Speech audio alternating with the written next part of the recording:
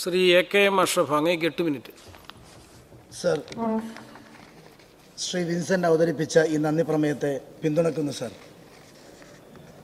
കേരളത്തിൻ്റെ അസംബ്ലിയിലേക്ക് രണ്ടാമത് കേരളത്തിൻ്റെ വടക്കേ അറ്റത്ത് ഒന്നാമത്തെ മണ്ഡലത്തിൽ നിന്ന് ഒന്നാമനായി വരാൻ കഴിഞ്ഞതിൽ അതിയായ സന്തോഷമുണ്ട്. സർ,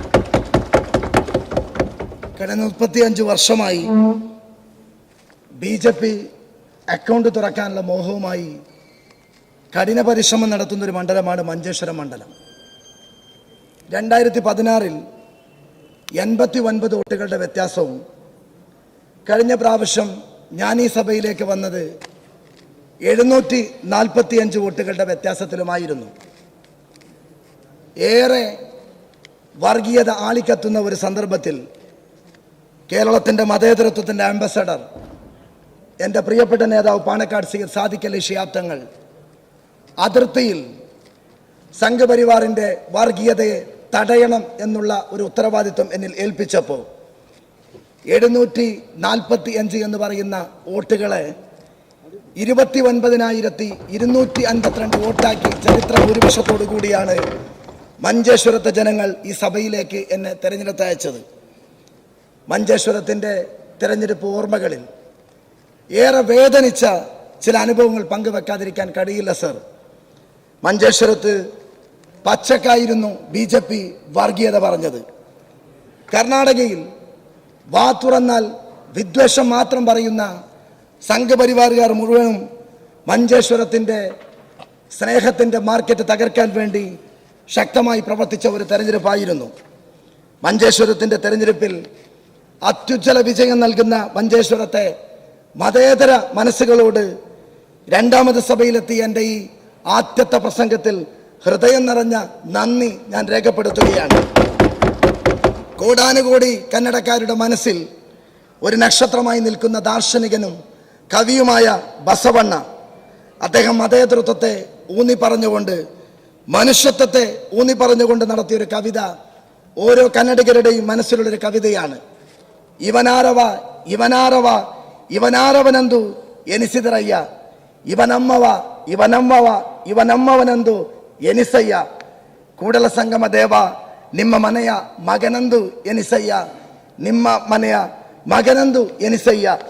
ഈ കവിതയാണ് മഞ്ചേശ്വരത്തെ ജനാധിപത്യ മതേതര മനസ്സുകൾ, വിശ്വാസികൾ അവരുടെ മനസ്സിൽ ഏറ്റെടുത്തത്.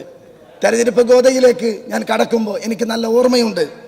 കേരളത്തിൽ മഞ്ചേശ്വരത്തിൻ്റെ ഒരു MLA ആയി കഴിഞ്ഞ പ്രാവശ്യം നിയമസഭയിലേക്ക് വന്നപ്പോൾ എന്നെ കേരളം ഏറ്റവും തിരിച്ചറിഞ്ഞ ഒരു അനുഭവം എനിക്കുണ്ടായത്, അർജുൻ എന്ന് പറയുന്ന കോഴിക്കോട്ടെ ഒരു ചെറുപ്പക്കാരൻ കർണാടകയിലെ ശിരൂരിൽ മണ്ണിടിച്ചിലിൽ ലോറിക്കടിയിൽപ്പെട്ട് ആ മനുഷ്യന് വേണ്ടി കേരളം ഒറ്റക്കെട്ടായി മനുഷ്യത്വത്തിൻ്റെ പേരിൽ പ്രാർത്ഥനാപൂർവ്വം അർജുനെ തിരിച്ചു കിട്ടാൻ വേണ്ടി പരിശ്രമിക്കുമ്പോൾ എൻ്റെ നേതാവ് പാണക്കാട് സി സാദിഖ് അലി ശിഹാബ് തങ്ങൾ ഒന്ന് പോകാൻ പറഞ്ഞപ്പോൾ ഞാൻ അവിടെ പോയി. 72 ദിവസമാണ് എൻ്റെ പ്രിയപ്പെട്ട അനുജൻ അർജുന് വേണ്ടി ആ സേവനത്തിൽ ഞാൻ അവിടെ നിന്നത്.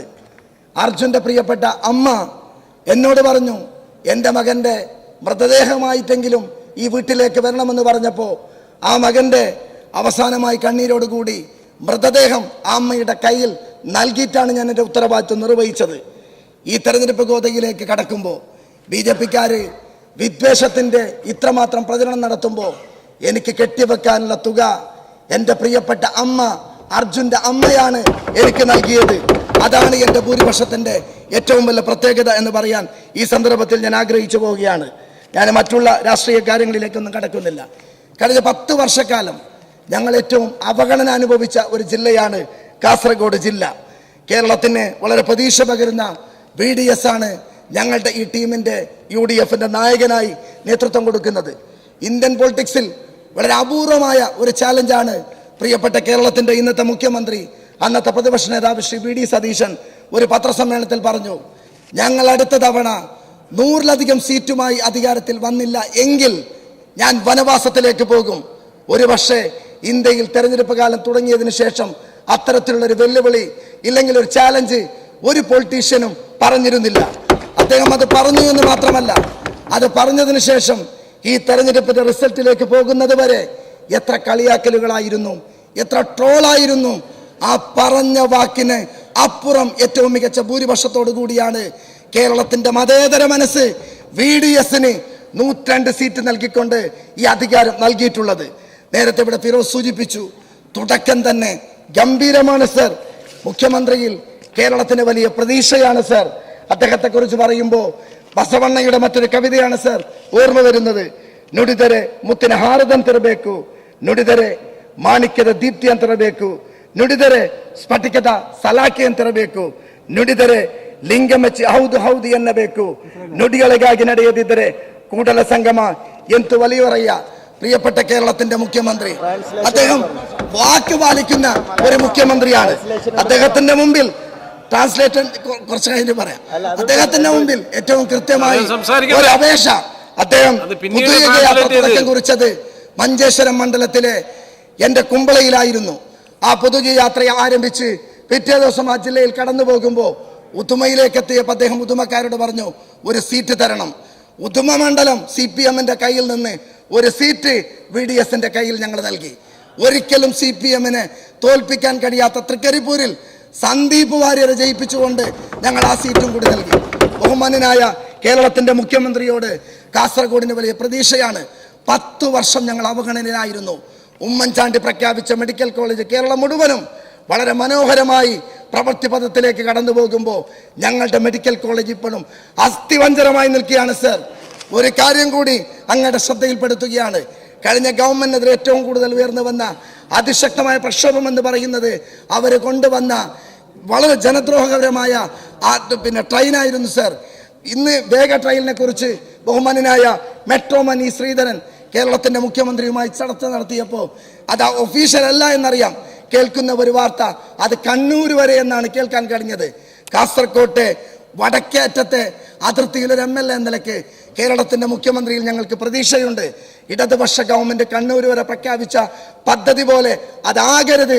ഞങ്ങളുടെ കാസർഗോഡ് ജില്ലയെ ചേർത്തുകൊണ്ട് 14 ജില്ലയും കണക്ട് ചെയ്യുന്ന മംഗലാപുരത്ത് നിന്ന് ആരംഭിക്കുന്ന ഒരു പദ്ധതിയാക്കി അതിനെ മാറ്റുമെന്നുള്ള പ്രതീക്ഷ കേരളത്തിന്റെ മുഖ്യമന്ത്രിയുടെ മുമ്പിലുണ്ട്. കഴിഞ്ഞ 5 വർഷം ഒരുപാട് റിക്വസ്റ്റ് കൊടുത്തിട്ടുണ്ട്, സബ്മിഷൻ അവതരിപ്പിച്ചിട്ടുണ്ട്, കോളിംഗ് അറ്റൻഷൻ അവതരിപ്പിച്ചിട്ടുണ്ട്. പരിഹാരം കാണാത്ത മഞ്ചേശ്വരം മണ്ഡലത്തിലെ ഒരു പദ്ധതിയുണ്ട് സർ. ഉമ്മൻചാണ്ടി ഗവൺമെന്റ് പ്രഖ്യാപിച്ച മഞ്ചേശ്വരം താലൂക്ക് ഓഫീസ് ഇപ്പോഴും ഫസ്റ്റ് ഫ്ലോറിലാണ് സർ. വളരെ പ്രയാസത്തിലും സങ്കടത്തിലുമാണ്.